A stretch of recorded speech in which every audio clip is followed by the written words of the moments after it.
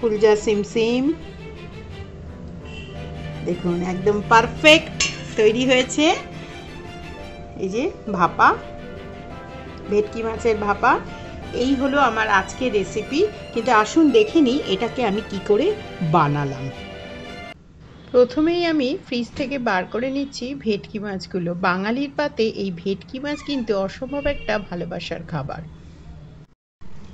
ভেটকি ভাপা, ভেটকি ভাপা কিন্তু এমন একটি খাবার যেটা নিমন্ত্রণ বাড়ি থেকে শুরু করে সমস্ত রকম অনুষ্ঠান বাড়ি বাঙালির শুভ অনুষ্ঠানে কিন্তু এই ভেটকি ভাপা কিন্তু হয়েই থাকে। তার জন্য আমি এখানে দিলাম কিছু পোস্ত। এই পোস্ত আর সর্ষে এই দুটো দিয়েই কিন্তু এই ভেটকি পাতুরিটা হয়ে থাকে। দেখুন আমি এখানে 3 চামচ সাদা সর্ষে দিয়েছি, তাই আমি এখানে 3 চামচ পোস্ত দিয়েছি। কাঁচা লঙ্কা একটু ভেঙে দিয়ে দিচ্ছি, দুটো কাঁচা লঙ্কা, আর দিচ্ছি সামান্য একটু লবণ। এইগুলো দিয়ে আমি প্রথমে এটাকে একটা ভালো একদম পাউডার ফর্মে প্রথমে এটা আমি নিয়ে আসবো। যে এই রকম একটা হয়েছে। এবারে এটার মধ্যে আমি একটু জল দিয়ে দেব। জল দিয়ে তারপরে এটাকে আরেকবার ভালো করে বেটে একদম ক্রিমের মতন সুন্দর করে এটাকে একটা পেস্ট আমি বানিয়ে নিয়ে আসবো। সুন্দর ক্রিমি টেক্সচারে এটা বাটা হয়ে গেছে। এই হলো আমার আজকের রেসিপি, যে রেসিপির নাম হচ্ছে ভেটকি ভাপা। দেখুন কত সুন্দর একদম পারফেক্ট তৈরি হয়েছে। আসুন দেখে নিই এটাকে আমি কি করে বানালাম। নমস্কার, আমি পারমিতা, আপনারা দেখছেন পারমিতার পাক। যেহেতু আমি বানাচ্ছি ভেটকি ভাপা, সেজন্য আপনারা কাঁচা মাছেও কিন্তু করতে পারেন, কিন্তু আমি একটু এরকম সামান্য একটু করে মাছটাকে ওপর থেকে একটু হালকা করে ভেজে এনেছি। এটা কিন্তু আপনাদের ইচ্ছের ওপরে কিন্তু নির্ভর করছে। এই যে আমি 3টে মাছ দিলাম, মধ্যে আমি দিয়ে দিচ্ছি এই যে মশলাটা আমি বেটে নিয়ে এলাম সেই মশলাটা। তারপরে এর সাথে আমি এক এক করে দিয়ে দেব হলুদের গুঁড়ো, লঙ্কার গুঁড়ো, লঙ্কার গুঁড়োটা একটু বেশি পরিমাণে লাগে, বেশ কিছুটা সর্ষের তেল। এই সর্ষের তেলে কিন্তু এটা মেনলি রান্না হয়ে থাকে। অ্যারাউন্ড আমি 2 টেবিল স্পুন মতন সর্ষের তেল দিলাম।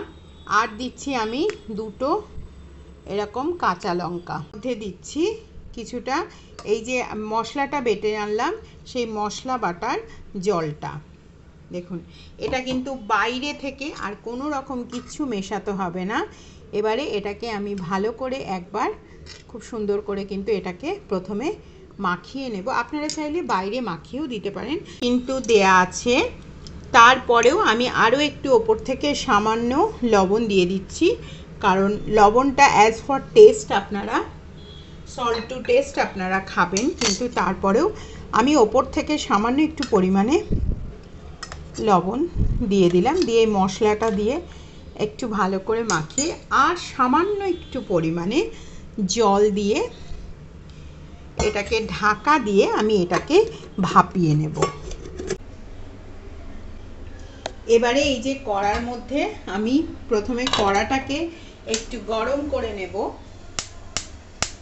সামান্য একটু পরিমাণে এটা গরম করে নিয়ে এর মধ্যে আমি দিয়ে দেব খুব অল্প পরিমাণে জল। খুব বেশি জল হলে কিন্তু এটা বসবে না।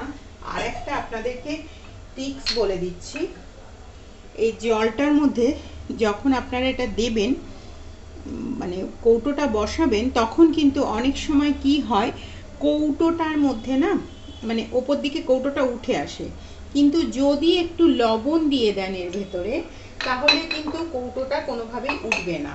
এবং তার উপরে একটা আমি খাবারের স্ট্যান্ড সেফটি বসিয়ে দিলাম। আপনারা জানেন আমি আমার রান্নাতে একটু সেফটি সবসময় কিছু না কিছু দিয়ে থাকি।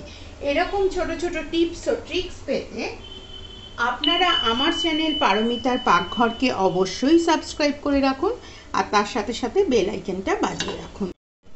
এবার এই যে এটা আমি বসিয়ে নিলাম, এটা আমি ঢাকা দিয়ে অ্যারাউন্ড 15 মিনিট মতন আমি এটা ভাপ দিয়ে নেব। 15 মিনিট মতন হচ্ছে ধিমে আছে।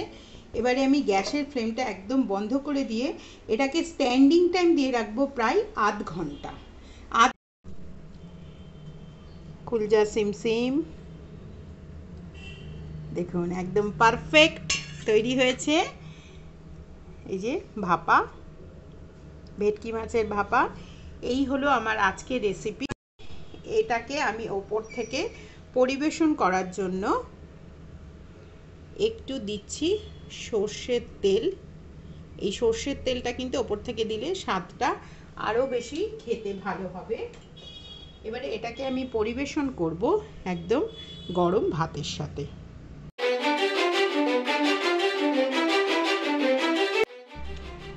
যদি ভালো লেগে থাকে আমার আজকের রেসিপি ভাপা ভেটকি, তাহলে অবশ্যই আপনারা আমার চ্যানেলটিকে সাবস্ক্রাইব করে আমার সাথে থাকবেন।